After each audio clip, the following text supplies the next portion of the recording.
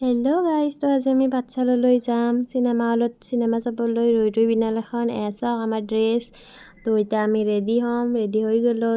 তো আমাৰ final look. তো গাইজ কেনে লাগিল জনাব কমেণ্টত। তো আমি পাঠশালালৈ যাই আছোঁ। তো গাড়ীত অলপমান তেল কম আছিল, তো আমি তেল ভৰালোঁ।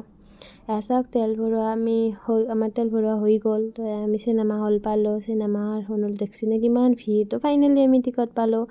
তাৰপিছত আমি চিনেমা হলৰ ভিতৰলৈ গ'লোঁ। চিনেমাখন আৰম্ভ, চিনেমাখন শেষ হ'ল। তো চিনেমাখন চাই বহুত ভাল লাগিল। তাৰে পিছত আমি ৰাস চাবলৈ গ'লোঁ। ৰাস মন্দিৰৰ গেট আৰু কেনে লাগিল গাইজ ক'ব। ৰাসৰ ভিতৰত মূৰ্তিবিলাক চাওক কিমান ধুনীয়াকৈ সজাইছে। তো আমি মূৰ্তিবিলাক চাই মেইন মণ্ডপলৈ গ'লোঁ। তো চাওক গাইজ, এইবাৰ মণ্ডপটো নতুনকৈ বনোৱা হৈছে।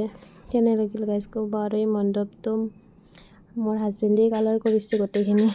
আমি সেৱা কাঢ়িলোঁ আৰু তাৰপিছত আমি চাহ পিঠা খালোঁ। খাই চাওক জুবিন দাক কেনেকৈ শ্ৰদ্ধাঞ্জলি দিছে। তো গাইজ টাটা বাই।